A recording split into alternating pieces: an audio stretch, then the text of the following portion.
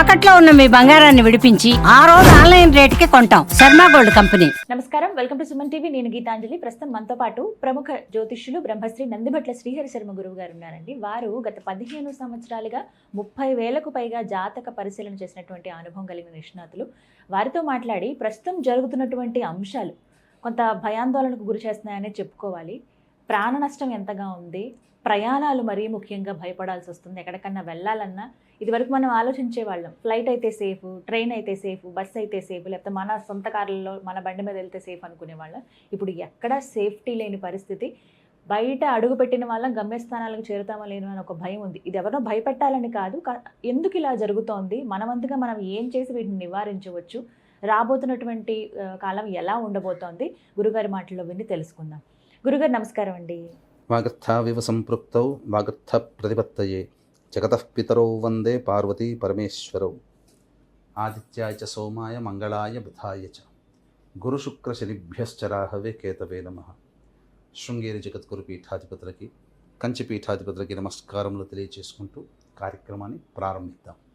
గురుగారు, ఎన్నో అంశాలు మాట్లాడుతూ ఉంటాం, కానీ ఈ విషయం కూడా మాట్లాడాలి. ఎందుకంటే చాలా విషయాలు, అంశాలు మీరు రీసెర్చ్ చేసి అసలు ఎప్పుడు ఎలా జరిగింది, గత సంవత్సరాలు, కొన్ని సంవత్సరాలు వెనక్కి వెళ్ళి మరీ అంత పరిశీలించి చెప్తారు కదా.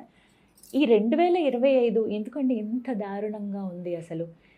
ముందుగా ప్రయాణాల విషయంలో జనవరి నుంచి చూస్తే గనక అవి, దాంతోపాటుగా టెర్రరిస్ట్ అటాకులు కావచ్చు, యుద్ధాలు కానీ, ఇవన్నీ చూస్తూనే ఉన్నాం, రకరకాల పరిస్థితులు. అసలు ఏంటి రాబోతున్న కాలం ఎలా ఉండబోతోంది, ఎందుకు ఈ విధంగా ఉంది అంటే తెలుగు సంవత్సరాదిగా చూసుకుంటే మనకి ఇంకా 6 నెలలు సమయం ఉంది. ఇంకా 6 నెలలు అసలు ఎలా ఉండబోతోంది అంటారు? వాస్తవాన్ని మనం ఎప్పుడు కూడాను గమనిస్తూ జీవితాన్ని ముందుకు తీసుకొని వెళ్ళేదే మన జీవన విధానం. అందుకనే చెప్తూ ఉంటానమ్మా, మన సనాతన ధర్మంలో మూఢనమ్మకము అనే దానికంటే కూడా ప్రతి విషయాన్ని కూడా శాస్త్రానికి లోబడి ప్రతి విషయాన్ని అన్వయింప చేసుకుంటూ మన జీవితాన్ని ముందు నడుపుకోవాలి. పూర్వకాలంలో ఇదే చేశారు. అందున శాస్త్రాన్ని నమ్మేటువంటి విషయంలో ప్రతి మాసంలో కానీ చేయాల్సినటువంటి పుణ్యతిథులు, అందుకే పుణ్య కార్యక్రమాలు పెట్టింది ఇందుకోసమేనమ్మా. ఒకప్పుడు విపత్తులు అంటే ఉన్నాయి, కానీ ఆ విపత్తుల నుంచి తట్టుకుని నిలబడగలిగినటువంటి తరము మన తాత ముత్తాతలు. కానీ ఈ తరంలో సైన్స్ టెక్నాలజీ అనేటువంటిది పెరిగిన తర్వాత మానవుడు చేయాల్సినటువంటి తన ధర్మం అంటే ఒక మనిషిగా పుట్టిన తర్వాత తన జీవన విధానంలో ఆచరించవలసినటువంటి నియమాలు అనేటువంటివి ఆచరించలేకపోవడం, తద్వారా గ్రహాల యొక్క ప్రభావం విపరీతంగా ఉండడం, ఇవన్నీ మనం గమనిస్తున్నాం. తద్వారా కలిగేటువంటి విపత్తులు అంటే ఈ వీక్షించేటువంటి మన సుమన్ టీవీ ప్రేక్షకుల్లో కంటికి కనబడేదే సైన్స్, ఒప్పుకుంటాం, అదే నిజము, సైన్సే చాలా గొప్పది, అందులో సందేహం లేదు. కానీ మన శాస్త్రము కూడా అంతకన్నా అతీతంగా ఉన్నది. దాన్ని లోతుపాతులను గమనించి దాని యొక్క మంచిని మనం గమనించుకొని దాన్ని స్వీకరిస్తే తప్పేముందమ్మా. ఇప్పుడు ఎవరైనా పూజలు కానీ ఇలాంటివన్నీ ఆచరిస్తున్నారంటే పుణ్యాన్ని సంపాదించుకోవడం. పుణ్యం అంటే ఏంటి? ఇలాంటి విపత్తులు ఏవైతే ఉంటాయో ఆ విపత్తుల ప్రభావం మన మీద పడకుండా ఉంటుంది. ఒకప్పుడు ప్రపంచవ్యాప్తంలో మన భారతదేశము ఆచరించింది కాబట్టే అనాదిగా సంస్కృతి విధానాలతో గొప్పగా ఉంది. ఇలాంటి నియమాలు ఆచరించినటువంటి దేశాల్లో ఎన్ని నాగరికతలు సమసిపోయాయి. ఈజిప్టు నాగరికత, మెసపటోమియా నాగరికత, సుమేరు నాగరికత, ఎన్ని నాగరికతలమ్మా, ఒకటా రెండా. గ్రీకు నాగరికత, అసలు గ్రీక్ అనేటువంటి దేశం అలెగ్జాండర్ గురించి గొప్పగా చెప్పుకోవడమే గ్రీకు దేశస్థుడు. కానీ ఆ గ్రీస్ దేశం ఇప్పుడు పరిపాలిస్తున్న ప్రపంచాన్ని. ఎందుకనంటే మనము మన సనాతన ధర్మం ఆచరించడం వల్ల ఇలాంటి గొప్పదైనటువంటి జీవన విధానం మనకుంది. కమింగ్ టు ద పాయింట్, అంటే ఇప్పుడు మనం చూస్తున్నట్లయితే అనేక వరుస ప్రమాదాలు అనేటువంటివి జరుగుతున్నాయి. మంచి ఉంది, చెడు ఉందమ్మా. నవగ్రహాలలో వాహన కారకుడు శుక్రుడు. ఈ శుక్రుడు పాపగ్రహాల ప్రభావముతో ఎప్పుడైతే ఉన్నా, పాపగ్రహాల వీక్షణ ఉన్నా చాలా మటుకు ఆకస్మికమైనటువంటి ప్రమాదాలు తలెత్తుతాయి. ఇప్పుడు నడుస్తున్నటువంటి గ్రహ సంచారంలో ఆ శుక్రుడు ఊహించలేదు. రాహుగ్రహ ప్రభావము, కుజగ్రహ ప్రభావము ఎప్పుడైతే ఎక్కువగా ఉంటుందో తద్వారా తీవ్రవాద కార్యకలాపాలు, అంటే ఒక అంధమైనటువంటి విశ్వాసము, అంటే అంధభక్తి అని అంటారు కదా, అంటే ఒక తీవ్రమైనటువంటి ఆలోచన విధానంతో ఉన్నవాళ్ళు పెట్టరేగిపోతారు, తద్వారా ఇబ్బందులు. వరుస ప్రమాదాలలో అగ్ని ప్రమాదాలు ఎక్కువగా జరిగి వాహనాలు తుడిచిపెట్టుకుపోవడం, ఎక్కువగా వాహనాలు యాక్సిడెంట్స్కి గురవ్వడం, పొలాల్లోకి వెళ్ళిపోవడం, ఇవి మనం తరచూ చూస్తున్నాం. ఇది శుక్రగ్రహ ప్రభావము జరుగుతున్నటువంటిది. అలాగే ఇప్పుడు మనం చూస్తున్నట్లయితే భయానకమైనటువంటి వాతావరణం. నిన్న ఢిల్లీలో ఆత్మాహుతి దాడి అని అంటున్నారు. తీవ్రవాదుల యొక్క చర్య ఉంటుంది, ఇన్వెస్టిగేషన్లో చెప్తామని అన్నారు. కానీ పొద్దునకి తెలిసింది ఏంటంటే ఒక ఆత్మాహుతి దాడి అనేటువంటి ఇది టెర్రరిస్టుల పని అని చెప్పవచ్చు. మనం గమనించుకున్నట్లయితే గురుగ్రహము అనేటువంటిది చాలా డైనమిక్ రోల్ అనేటువంటిది పోషిస్తుంది ఇటువంటి వాటిలో. నవగ్రహాలలో అత్యంత శుభకరుడు గురువు. ఓకే, ఈ గురువు యొక్క ప్రభావము ప్రధానంగా మన జీవన విధానంలో చూసుకున్నట్లయితే ప్రస్తుతం 2025 సంవత్సరం నుంచి మొదలుకొని 2033 సంవత్సరం వరకు కూడా ఈ గురువు చాలా డైనమిక్ రోల్ పోషిస్తున్నాడు. అంటే ఒక్కొక్క రాశిలో గురువు సుదీర్ఘంగా సుమారు 370 రోజుల పాటు ఉంటాడు. అంటే ఒక రాశి మొత్తము ప్రవేశం చేసిన దారభ్యత ఆ రాశి నుంచి మళ్ళీ ఇంకొక రాశికి వెళ్ళడానికి 370 రోజులు పడుతుంది. సంవత్సరం దాకా పడుతుంది. ఇందులోనే వక్రగమనము ఇది అన్నీ కూడా ఉంటాయి. అయితే ఈ గురువు ఏం చేస్తున్నాడు అనంటే 8 సంవత్సరాల్లో విపరీతముగా, అంటే 370 సంవత్సరాలలో తిరగాల్సినటువంటి దాన్ని తన యాక్సిలరేషన్ స్పీడ్ పెంచుకొని 153 డేస్లోనే చుట్టేస్తున్నాడు. అంటే 153 రోజుల్లోనే మళ్ళీ ఇంకొక రాశికి వెళ్ళిపోతున్నాడు. మళ్ళీ అక్కడ కొన్ని రోజులు ఉంటున్నాడు, మళ్ళీ వెనక్కి వస్తున్నాడు, మళ్ళీ ముందుకు వెళ్ళిపోతున్నాడు, మళ్ళీ అక్కడ కొన్ని రోజులు ఉంటాడు, వెనక్కి వస్తాడు, మళ్ళీ దాంతో ముందు రాశికి వెళ్ళిపోతున్నాడు. అంటే ఏంటి, స్పీడ్గా పరిగెత్తుతున్నాడు. అంటే దీనివల్ల అనేకమైనటువంటి ప్రభావాలు అనేటువంటివి ఉంటాయమ్మా. అనేక ప్రభావాలు, దుష్ఫలితాలు ఉంటాయి, సత్ఫలితాలు కూడా ఉంటాయి. మరి గురువు వల్ల ఎలాంటి ఫలితాలు చూస్తారంటారు? ఎవరిపైన ఎక్కువ ప్రభావం ఉంటుందంటారు? గురువు అతిచార ప్రభావం అనేటువంటిది యుగ యుగాల నుంచి ఉందమ్మా. ద బిగ్గెస్ట్ బ్యాటిల్ వార్ అని అంటే మహాభారత యుద్ధ సమయంలో కూడా గురువు అతిచారంలో ఉన్నాడు. అతిచారం అంటే ఏంటి అనేది చాలామంది కూడా రావచ్చు. మారుతున్నాడు అని అంటే అర్థమవుతుందేమో. అతిచారం అంటే అర్థం కాదు. అతిచారం అని అంటే గురువు ప్రవేశించిన రాశి నుంచి మళ్ళీ ముందు రాశికి వెళ్ళిపోవడం, ఉండాల్సిన టైం కంటే స్పీడ్గా నడిచి వెళ్ళిపోవడం అతిచారం. ఇలా ఉన్నప్పుడు ఏమవుతుందనంటే ఎవరినో సంతృప్తి పరచడానికి, ఒకరి సంతృప్తి కోసం ప్రపంచవ్యాప్తంగా కొన్ని దుస్సంఘటనలు జరుగుతాయి. మహాభారతంలో దుర్యోధని సంతృప్తి పరచడానికే కదా, అతని ఈగో సాటిస్ఫై చేయడానికి కోసమే కదా మహాభారత యుద్ధం జరిగింది. అది జరిగింది. దాని తరువాత ఇదే గురువు మనం చూసుకుంటే, నేను రీసెర్చ్ కూడా చేసి ఉన్నానమ్మా, జరిగినటువంటి దాంట్లో మొత్తము అగ్ని సంబంధమైనటువంటి రాశులు మేషరాశి, మేషరాశి కంటే బలమైన అగ్ని సంబంధం సింహరాశి, సింహరాశి కంటే బలమైన అగ్ని సంబంధం ధనుస్సు రాశి. అంటే ఇంతకుముందు చెప్పుకున్నట్లుగా ఒక వ్యక్తిని కానీ, ఒక వ్యక్తి యొక్క ఈగో సాటిస్ఫై కావడం కోసం కానీ గురువు అతిచారంలో ఉన్నప్పుడు కొన్ని దుష్ప్రభావాలు జరుగుతాయి. ఫస్ట్ వరల్డ్ వార్ చూద్దామమ్మా. First world war 28th July 1914 to 11th November 1918 వరకు జరిగింది ఫస్ట్ వరల్డ్ వార్. అంటే యుద్ధం జరగడం అంటే ఎవరో ఒక వ్యక్తి ఈగో ఇబ్బంది పడి ముందుకెళ్తాడు కదా, అంతే కదమ్మా. ఒకరితో, ఇప్పుడు నాకు ఒకరితో వైరం వచ్చిందంటే నా ఈగో దెబ్బతింటేనే నేను కొట్టడానికి వెళ్తాను, అంతే తప్ప ఊరికే కొట్టుకోం కదా, అయింది. కానీ ఈ మధ్యలో 1916 అనేది చాలా మేజర్ రోల్ అనమాట ఆ ఇయర్. అందులో గురువు అతిచారము 1916వ సంవత్సరంలో అగ్ని సంబంధమైన రాశి అయినటువంటి సింహంలో ఉన్నాడు. అందుకని ఎక్కువ ప్రమాదము జరిగి ఎక్కువ మంది, అంటే లక్షల్లో చనిపోవడం జరిగింది. ఇక సెకండ్ వరల్డ్ వార్ కనుక చూస్తే, second world war 1st September 1939 నుంచి 2nd September 1945 మధ్యలో జరిగింది. గురువు అతిచారము అగ్ని సంబంధమైనటువంటి ఒక రాశి మేషరాశి. 1941లో ఈ గురువు అతిచారముతో మేషరాశిలోకి ప్రవేశం చేయడం జరిగింది. ఆ కారణం చేత ఆపరేషన్ బార్బరోస్ అనేటువంటిది United state of Soviet Russia కదమ్మా, ఆ రష్యా ఎంటర్ అయింది. తర్వాత అదే సంవత్సరంలో పెర్ల్ హార్బర్ అనేటువంటిది ఆ సందర్భంగా అమెరికా ఎంటర్ అయింది సెకండ్ వరల్డ్ వార్లోకి. 1941లో 1939 నుంచి 1945 మధ్యలో 1941లో గురువు అతిచారంలో ఉన్నాడు. దీనివల్ల ఏంటనంటే మనం తెలుసుకోవాల్సినటువంటి గత చరిత్ర ఏంటంటే కొనసాగింపు దశగా గురువు అతిచారం ఉపయోగపడుతుంది. ఇప్పుడు మనం ఎలా దీన్ని అప్లై చేసుకోవాలి అనేటువంటిది చూసుకుంటే ఇప్పటికీ ఇప్పుడు మనకు టెర్రరిస్ట్ అటాక్స్ జరిగినాయి. పెహల్గాం కావచ్చు, ఇంకంతకుముందు జరిగినటువంటి దాడులు కావచ్చు. వాటన్నిటిలో ఆపరేషన్ సింధూర్ అనేటువంటిది మనం స్టార్ట్ చేసాం. ఈ సంవత్సరం 1 చేసాము, 2 కూడా చేసాం, 3.0 కూడా స్టార్ట్ అయిపోతుంది. ఎందుకంటే గురువు అతిచారంతో కర్కాటక రాశిలోకి ఉన్నాడు.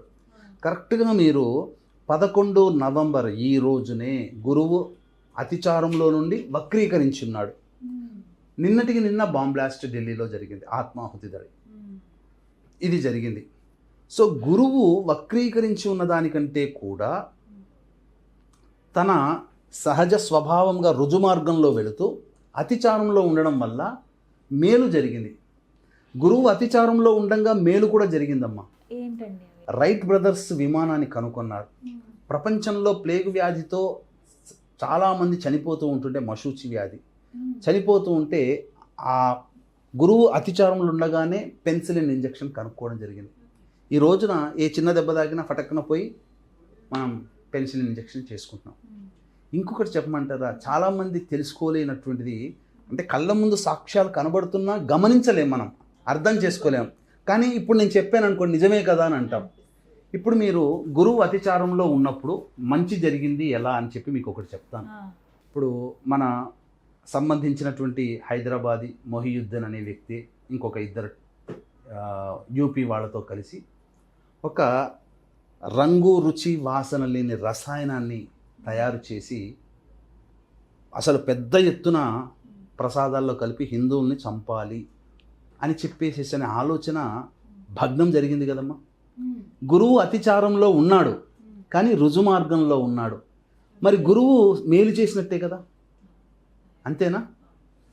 ఇంకొకటి మొన్నటికి మొన్న దాదాపు 1000 కిలోలు 3000 కిలోల యొక్క ఎల్ఈడి అంటే బాంబ్ బ్లాస్టులు ఉపయోగించే మూల పదార్థము పట్టుబడడం జరిగింది, డైనమైట్స్. ఇవన్నీ కూడా పట్టుబడకపోతే ఆ తీవ్రవాదుల చేతుల్లోనే ఉండి ఉంటే భవిష్యత్తులో రాబోవు వారాల్లో నెలల్లో ఎంత తీవ్రమైన విధ్వంసం. 3000 కిలోలు అంటే మాటలమ్మా, కిలో దాంతోనే ప్రాణాలు ఎగిరిపోతాయి. అటువంటిది 3000 కిలోల డైనమైట్స్తో కూడుకున్నటువంటి సంబంధించినటువంటి ఎక్స్ప్లోజివ్ మెటీరియల్ అంతా మరి పట్టుబడింది కదా. మరి గురువు అతిచారంలో ఉండగా ఇది జరిగింది కదా, మంచే కదా మన భారతదేశానికి ఇది. కానీ చెడు అనేటువంటిది కూడా మనకు తక్కువ మొత్తంలో, అంటే బాంబ్ బ్లాస్ట్లో ఒకరిద్దరు చనిపోయినా ప్రాణ నష్టమే, కానీ 10 మందిలో 10ల సంఖ్యలో 100ల సంఖ్యలో చనిపోలేదు. కాబట్టి ఇక్కడ జరిగేటువంటిది ఏంటంటే గురువు అతిచారంలో ఉండగానే మంచే జరుగుతుందమ్మా, మంచే. కానీ వీక్షించేటువంటి ప్రేక్షకులు కూడా అనేక ప్రసార మాధ్యమాలలో మీకు చాలా డిస్టర్బ్డ్గా అనిపిస్తాయి. గురువు అతిచారంతో పోతున్నాడు, చాలా ఇబ్బందులు పెడతాడు అని చెప్పేసి. కానీ అవన్నీ నమ్మకండి. కొన్ని సందర్భాల్లో మాత్రమే గురువు అతిచారము ప్రమాదకరము. ఈ అతిచారము వల్ల మనం గమనించుకుంటే వెరీ పాండమిక్ సిచ్యుయేషన్ మనం ఎదురు చూసినటువంటిది కరోనా టైంలో. ఆ కరోనా టైంలో కూడా అతిచారముతోనే, గురువు అతిచారం అంటే ఉన్నదానిని ఎక్కువగా వ్యాపింప చేయడము. కాబట్టి అది టెర్రరిజం భావం కావచ్చు, లేకపోతే ఇంకేదైనా ఒక వ్యక్తి యొక్క ఈగో సాటిస్ఫాక్షన్ కోసం. ఇప్పుడు అమెరికాలో జరుగుతున్నటువంటి ట్రంప్ది తీసుకోండమ్మా, జరుగుతుంది ఏందమ్మా, అతన్ని సాటిస్ఫై చేయడం కోసమే కదా ప్రపంచ దేశాలన్నీ కూడా ఇప్పుడు యుద్ధాలు ఏమన్నా ఆగుతున్నాయి. ఎక్కడైనా అన్రెస్ట్ అనేటువంటిదే ఉంది తప్ప ఎక్కడైనా ప్రశాంతత ఉందా? మన భారతదేశం చూసినా బంగ్లాదేశ్, పాకిస్తాను ఇదే. ఆఫ్ఘనిస్తాన్తో పాకిస్తాన్కి చైనాకి ఇబ్బందే.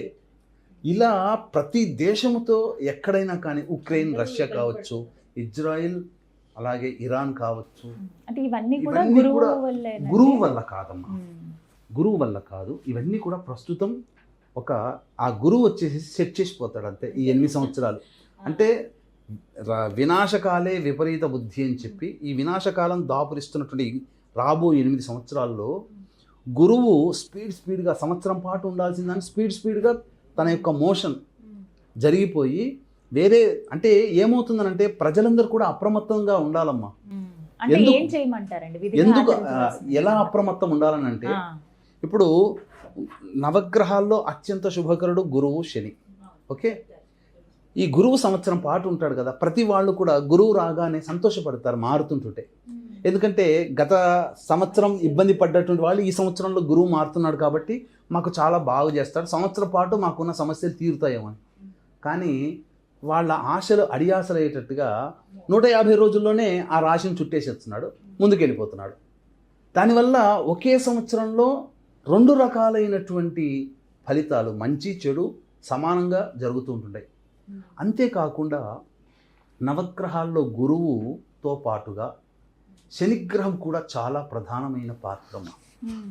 ఇప్పుడు మీరు కనుక చూసుకున్నట్లయితే ఈ గురువు అతిచారం వల్ల చాలామంది అంటే వీక్షించేటువంటి ప్రేక్షకుల్లో ఒక 1975 సిచ్యువేషన్ని కనుక మీరు దాన్ని కనుక ఫేస్ చేసి ఉంటే 1975, 76, 77 ఈ 3 ఏళ్ల పాటు ఇందిరాగాంధీ తీసుకున్నటువంటి ఒక బ్లండర్ మిస్టేక్ ఎమర్జెన్సీ పీరియడ్. గురువు అతిచారంలో ఉండగానే ఎమర్జెన్సీ పీరియడ్ వచ్చేసేసింది. అంటే ఒక వ్యక్తులు, అంటే ఒక దేశం యొక్క ప్రజల యొక్క సామాన్య హక్కుల్ని బంధించేసేసింది, కాల రాసేసింది. ఎమర్జెన్సీ పీరియడ్ అంత ప్రభావం చూపింది. కాబట్టి ఈ గురువు అతిచారంలో ఉండగా జరుగుతున్న దానికి ఎక్కువగా ముందుకు తీసుకెళ్తుంది. ఇప్పుడు ప్రపంచవ్యాప్తంగా జరుగుతున్నటువంటివి ఏంటి? యుద్ధాలు జరుగుతున్నాయి ఆగకుండా. దీనివల్ల ఏమవుతుంది? ఇంకా ముందుకు వెళతాయి, ఇంకా ఎక్కువగా జరుగుతాయి. ఇప్పుడు ఆపరేషన్ సింధూర్ కూడా ముందుకు జరగవచ్చు, అదేం తక్కువ విషయం కాదమ్మా. దీంతో పాటుగా ఇంతకుముందు చెప్పుకున్నట్టుగా గురువుతో పాటుగా శని ప్రస్తుతం మీనరాశిలో ఉన్నాడు, పర్వాలేదు. మేషరాశిలోకి వస్తాడు, బలహీనపడతాడు. కానీ అసలు సిసలైనటువంటి ప్రభంజనం శని వృషభ రాశిలోకి వచ్చినప్పుడు ఉంటుందమ్మా. ప్రపంచవ్యాప్తముగా దుర్భిక్షము అంటే, అలాగే ప్రకృతి విపత్తులు అనంటే, మరింతగా చెప్పుకోవాలంటే యుద్ధ భయ వాతావరణం కానీ, భూకంపాలు కానీ, సునామీలు కానీ. 1970లో అంటే మీ అమ్మగారిని నాన్నగారిని అడిగితే, మా అమ్మ నాన్నగారు చెప్పేవాళ్ళు, ఇక నేను అప్పటికి పుట్టలేదు. ఘోరమైన కలి అని అంటారు. అంటే అన్నం దొరికేది కాదట. అంటే వాళ్ళు ఎలాంటి వాళ్ళంటే చింత చెట్టు గింజల్ని, చింత చెట్టు ఆకుల్ని మరిగించి దాన్ని తీసుకున్నారంట. అంటే మట్టిలో మట్టిని కూడా తిన్న రోజులంట, అన్నం దొరక్క, అనావృష్టి. అంటే అంత ఘోరమైన కలి 1970 నుంచి 1974 వరకు వాళ్ళు చవి చూశారు. పెద్దవాళ్ళు 1970లో ఉన్న వాళ్ళైతే తెలుస్తుంది, ఒక 50 ఏళ్ళు కాదమ్మా, 60 ఏళ్ళు అంటే చిన్నపిల్లలు అవుతారు అప్పటికి. 1970 అంటే ఒక 70-80 ఏళ్ళు ఉన్న వాళ్ళైతే 1970లో జరిగినటువంటి దుష్ప్రభావాన్ని వాళ్ళకి జ్ఞాపకం ఉంటుంది. ఘోరమైన కలి. ఇలాంటి కలి అంతా కూడా చూసినట్లయితే ఇప్పుడు 2030వ సంవత్సరం ఏప్రిల్ 16th నాడు వృషభ రాశిలోకి వస్తాడమ్మా. వృషభ రాశిలోకి వచ్చిన తర్వాత అప్పుడు ఉంటుందమ్మా ప్రపంచవ్యాప్తముగా. అసలు నేను చాలా చూస్తున్నాను, ఇది దశరథుడి కాలంలో జరిగింది. దశరథుడు ఈ యొక్క సంబంధించినటువంటి దుర్భిక్షం అనేటువంటిది శని వృషభ రాశిలో, అందున రోహిణీ నక్షత్రంలో ఉన్నప్పుడు చాలా ప్రభంజనాన్ని సృష్టిస్తారు. ఆ సిచ్యుయేషన్ ఎప్పుడు ఉంటుందనంటే 25 మార్చ్ 2031 నుంచి 29 సెప్టెంబర్ 2031 ఆ మధ్యకాలంలో ఉంటుందమ్మా. ఆ మధ్యకాలంలో గురువు కూడా కరెక్ట్గా ఈ సంబంధించినటువంటి వృశ్చిక రాశిలో ప్రవేశంలో ఉంటాడు. అప్పుడు శనిని చూస్తుంటాడు. గురు శనులకి పరస్పర వీక్షణ ఉంటుంది. గురువు అతిచారంతో ఉండేటువంటి సందర్భం. ఇంకా మనము చాలా మటుకు ఇబ్బందులు ఎదుర్కోక తప్పదు. ఎవ్రీ 30 yearsకి ఒకసారి జరిగేటువంటి వినాశనమే 2031కి 30 సంవత్సరాలు వెనక్కి వేసుకుంటే 2000 సంవత్సరం. అప్పుడు Y2K ప్రాబ్లం వచ్చింది. అంటే కంప్యూటర్లు కానీ అన్నీ కూడా ప్రపంచవ్యాప్తంగా కమ్యూనికేషన్ ఆగిపోతుందేమో అంత భయం. ఆ Y2K ప్రాబ్లమ్ని ఎవరైతే ఇప్పుడు చూసేటువంటి ప్రేక్షకుల్లో మెయిన్ ఫ్రేమ్స్ అని ఒక సబ్జెక్ట్, దాని మీద ఎక్కువగా రీసెర్చ్ చేసి ఆ గండం నుంచి గట్టెక్కించారు. ప్రపంచవ్యాప్తంగా సంక్షోభం ఏర్పడింది. Y2K ప్రాబ్లం అని అంటారు దాన్ని. ఆ 2000 నుంచి 30 సంవత్సరాలు వెనక్కి వెళ్ళండి, 1970. ఇప్పుడు మనం కింద చెప్పుకున్నటువంటి ఘోరకలి. మళ్ళీ 70 నుంచి ఒక 30 సంవత్సరాలు వెనక్కి వెళ్ళండి, 1940. అంటే ఏందమ్మా, సెకండ్ వరల్డ్ వార్ మధ్యలో ఉన్నాం అప్పటికి. ఆ 40 నుంచి 30 సంవత్సరాలు వెనక్కి వెళ్ళండి, 1910. ఫస్ట్ వరల్డ్ వార్కి సంబంధించినటువంటి దగ్గరలో ఉన్నాం. ఇలా గమనించుకుంటే ఎవ్రీ 30 years మీరు ఒకసారి వెనక్కి వెళితే ఆ ఇయర్ని టచ్ చేస్తే నేను ఏమీ చెప్పేది ఏమీ కూడా రాంగ్ ఇన్ఫర్మేషన్ కాదు. అన్నీ కూడా గూగుల్లో వెతికితే దొరుకుతాయి. అవన్నీ కూడా ఇన్ఫర్మేషన్. కాబట్టి రాబో ప్రమాదాల గురించి భయపడడం కంటే దేవతా ఆరాధన. ఎందుకనంటే మచ్చుకి కొన్ని నేను రీసెర్చ్ ఇంకా ఉన్నది, భవిష్యత్తులో ఇంకొక మంచి వీడియో, చాలా పరిపూర్ణమైనటువంటి రీసెర్చ్తో చేసేటువంటి వీడియో చేద్దామమ్మా. మచ్చుకి కొన్ని చెప్తాను. ఏంటంటే 18 అక్టోబర్ 2025 కర్కాటకంలో, 2 జూన్ 2026కి మళ్ళీ సంబంధించి జనవరిలో మళ్ళీ మిథునంలోకి వచ్చేసేస్తాడు. మిథునంలోకి వచ్చేసేసి 2 జూన్ 2026కి కర్కాటకంలో, మళ్ళీ 31 అక్టోబర్ 2026 అంటే కర్కాటకంలో జూన్ నెలలో ప్రవేశం చేస్తాడు.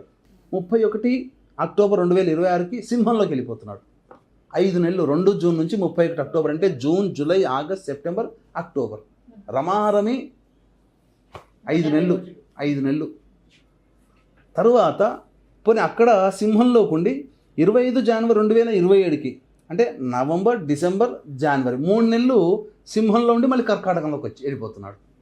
అక్కడ మళ్ళీ 26 జూన్ 2027 వరకు సింహంలోకి ఉండి 26 జూన్ కదమ్మా, July, August, September, October, November, మళ్ళీ 5 నెలలు కరెక్ట్గా ఉంటాడు. 26 నవంబర్కి మళ్ళీ కన్యలోకి వస్తున్నాడు. అంటే ఒక రాశిలో ఎలా అంటే ఇది చెప్పుకుంటూ పోతే లిస్టు చాలా పెద్దగా ఉంటుంది, ఓపిక వీక్షించే ప్రేక్షకులకు కూడా ఉండదు. ఇలా ఒక రాశిలోకి ఇలా వెళ్తున్నాడు, అందులో ఒక 5 నెలలు ఉంటున్నాడు, మళ్ళీ ముందుకు వెళ్ళిపోతున్నాడు, మళ్ళీ అక్కడ 2-3 నెలలు ఉంటాడు, మళ్ళీ ఈ రాశికి వచ్చేసేస్తాడు, మళ్ళీ ఆ రాశిలోకి వెళ్ళిపోతాడు. తర్వాత మళ్ళీ అక్కడి నుంచి ఇంకో 5 నెలలు ఉండి అటు వెళ్ళిపోతాడు. అంటే చాలా స్పీడ్తో ప్రయాణిస్తున్నాడు. దీనివల్ల ప్రపంచవ్యాప్తంగా అన్రెస్ట్ అనేటువంటిది పెరిగిపోతుందమ్మా. తద్వారా కొన్ని ఇబ్బందికర పరిస్థితులు అనేటువంటివి తప్పవు. అంతేకాకుండా భవిష్యత్తులో జరిగేటువంటి మంచి కూడా చెప్తానమ్మా. మన భారతదేశానికి గురువు యాక్సిస్ చాలా స్ట్రాంగ్గా ఉంది. కాబట్టి నాకు తెలిసి ఈ యొక్క కర్కాటక రాశిలో గురువు ఉన్నప్పుడే ప్రపంచవ్యాప్తంగా విశ్వగురు స్థానానికి చేరుకోవడము, లేకపోతే ఎన్నాళ్ళ నుంచి ఎదురు చూస్తున్నటువంటి భద్రతా మండలిలో బాగా చోటు సంపాదించుకోవడము, లేకపోతే భద్రతా మండలి కంటే కూడా అతిపెద్దదైనటువంటి గ్రూపు భారతదేశం నేతృత్వంలోనే ఏర్పడడము జరుగుతుంది. తర్వాత అన్నిటికంటే ఆత్మనిర్భర్ భారత్ అనేటువంటిది మన దగ్గరనే ఎక్కువగా మేధావులు తయారయ్యి ప్రపంచాన్ని శాసించే విధంగా మనం తయారు కావచ్చు. ఇంకా చెప్పాలి అని అంటే గురువు ఏమేమి కంట్రోల్ ఆయన దగ్గర ఉన్నాయంటే ముఖ్యంగా ఎడ్యుకేషన్లో చాలా మార్పులు వస్తాయమ్మా. మన దరిద్రం ఏందనంటే అసలు మన హిందువులు మనల్ని పరిపాలించలేక కారణం చేత స్వాతంత్రం వచ్చిన తర్వాత కూడా మౌలానా అబ్దుల్ కలాం ఆజాద్ అనే ఎవరో మినిస్టర్గా ఉన్నారని చెప్పి అంటారు. అంటే దాని ద్వారా ఏమైపోయింది, మనం చరిత్ర అంటే మొఘల్సు, తర్వాత ఫ్రెంచ్, డచ్ వారు, Portuguese, England, east India company, Britain. చరిత్ర అంటే ఇవే. వాళ్ళు ఏం చేశారు, వాళ్ళ యుద్ధాలు, వీళ్ళు ఏం చేశారు, అంతవరకే తప్ప అంతకన్నా ముందున్నటువంటి అద్భుతమైనటువంటి చరిత్రని మన వాళ్ళు ఏదో అక్కడక్కడ మాలాంటి వాళ్ళు చదువుకోవడం, వీడియోలు చేయడం ద్వారా వినడం తప్ప విద్యార్థులకి తెలియదు. There may be a reforms in education. మొత్తం అసలు చరిత్ర కూడా మొత్తం మారిపోయే అవకాశాలు ఉంటాయి. ఇక ఈ చెత్తని వీళ్ళు పరిపాలించారు, వీళ్ళు రుమాలు కుట్టి సంపాదించుకున్నారు, ఇది చరిత్ర కాదు. అసలు చరిత్ర ఇది అంతా కూడా కల్పితమైనటువంటిది. అంటే ఏంటి, మసిబూసి మారేడుకాయ చేశారు మన చరిత్ర. అసలు మన భారతీయ సనాతన చరిత్రని చిన్నప్పటి నుంచే పిల్లలకు బోధించే విధానంలో భాగంగా ఎన్సీఆర్టీ పుస్తకంలో కావచ్చు, ఇంకా అనేక రకాలుగా మార్పులు వస్తాయి. విద్యా విధానంలో సమూలమైన మార్పులు గురువు ఈ అతిచార ప్రభావంలో మనం గమనించవచ్చు. కానీ గురువు సింహరాశిలో ఉండగా 2026 ఆ సందర్భంగా తీవ్రమైనటువంటి ఇబ్బందులు అనేటువంటివి ఉంటాయి. ఈ సంబంధించినది ఎప్పుడమ్మా 2026లోనంటే సింహరాశిలో అంటే 31 అక్టోబర్ 2026 నుంచి నవంబర్ డిసెంబర్ 2027 జనవరి వరకు కూడా ప్రపంచవ్యాప్తంగా అన్రెస్ట్ ఉండి యుద్ధాలు ఎక్కువగా జరిగే అవకాశం ఉంటుంది. మంచి కూడా జరుగుతుంది. గురువు సంబంధించినటువంటి దాంట్లో ముఖ్యంగా క్యాన్సర్కి కారకుడు కదమ్మా. ప్రపంచవ్యాప్తంగా క్యాన్సర్ రోగాలతో బాధపడేటువంటి వాళ్ళకి ఒక వ్యాక్సిన్ రావడం ఆల్రెడీ వచ్చేసిందని అంటున్నారు. ఇంకా బహుళ విధానంతో కూడుకున్నటువంటి వ్యాక్సిన్ రావడం క్యాన్సర్ రోగగ్రస్తులకి భరోసా. అలాగే షుగర్ వ్యాధికి కూడా కారకుడు, థైరాయిడ్ వ్యాధికి కూడా కారకుడు. ఇటువంటి వ్యాధులకి సంబంధించినటువంటి సంపూర్ణమైనటువంటి విధానం వస్తుంది. ఎడ్యుకేషన్ సిస్టంలో మార్పులు వస్తాయి. ధనపరంగా గురువు అనేటువంటిది ఈ అతిచారం ఉండగానే, ఇప్పుడు మీరు చూస్తున్నారనుకోండి, గురువు అతిచారం వస్తుండగానే జరిగేటువంటిది ఏంటనంటే డాలర్ నిల్వలు, రిసోర్సెస్ అన్నీ తగ్గిపోతున్నాయి, గోల్డ్ పెరుగుతుంది. గురువు బంగారానికి కారకుడు కాబట్టి ఎక్కువగా బంగారము అక్వైర్ చేయడం అనేటువంటిది జరుగుతుంది. ప్రపంచవ్యాప్తంగా అన్ని దేశాలు ఈ 8 సంవత్సరాల పాటు బంగారాన్నే కొనుగోలు చేస్తాయి. గుర్తుపెట్టుకోండి, డాలర్ని కాదు. డాలర్ మొత్తం డీల్ పోలరైజేషన్ అయిపోతుంది. ఇలా ఇంకా చెప్పాలి అంటే అనేక మంచి మంచి సంఘటనలు కూడా జరుగుతాయమ్మా. చెడు సంఘటనలు మాత్రం యుద్ధాలు అనేది తప్పదు. 2031 మార్చి నుంచి సెప్టెంబర్ 25 వరకు, 2031 సెప్టెంబర్ వరకు, ఏప్రిల్, మే, జూన్, జూలై, ఆగస్ట్, సెప్టెంబర్, ఈ 6 నెలలు మాత్రం చాలా దుర్భిక్షాన్ని మనం భవిష్యత్తులో ఫేస్ చేయక తప్పదు. కాబట్టి కొన్ని నియమాలు అనేటువంటివి పాటించాలి. దీన్ని దృష్టిలో పెట్టుకునే ఈ గురువు ఏం నేర్పుతాడంటేనమ్మా, చేయాల్సినటువంటి పరిహారాలు కూడా కొన్ని ఉన్నాయమ్మా.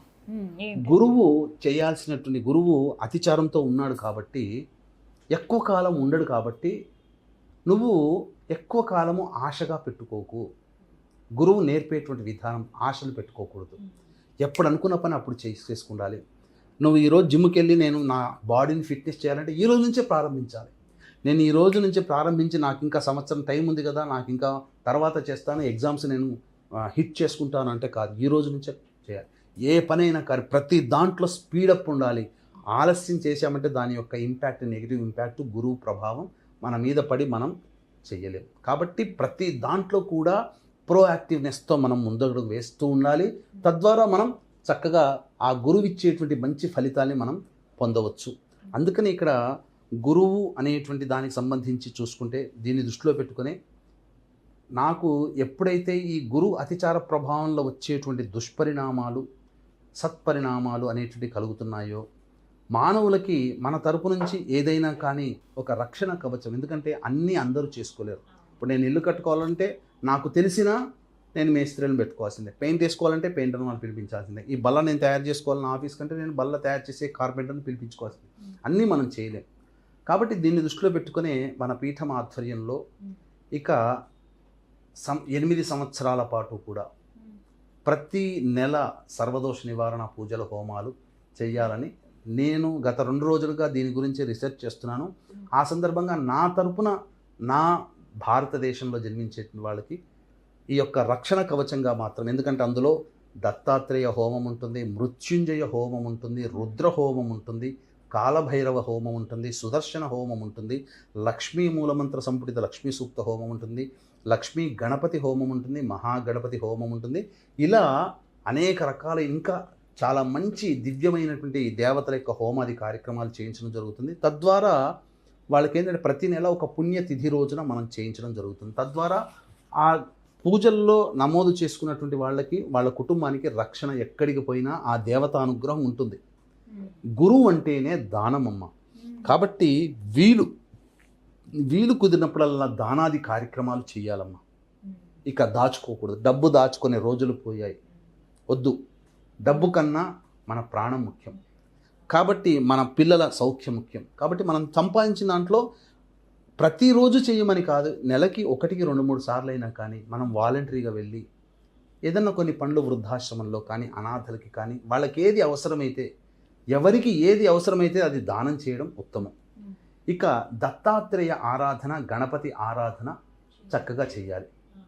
అంటే గణపతి ఆరాధన అన్నప్పుడు ఎప్పుడు కూడా గణపతికి ప్రార్థన చేసుకోవడం. దత్తాత్రేయ ఆరాధన, గురు ఆరాధన అనేసరికి చాలామంది అజ్ఞానంతో ఇప్పటికీ కూడా కొంత యూట్యూబర్స్ చేసినటువంటి పుణ్య కార్యక్రమాల వల్ల అసలు దత్తాత్రేయుడి కంటే దత్త స్వరూపంగా భావించబడేటువంటి వ్యక్తులకి గుళ్ళు కట్టి, గోపురాలు పెట్టి, శటగోపాలు పెట్టి పూజలు అభిషేకాలు చేస్తున్నారు. అవన్నీ కాదమ్మా.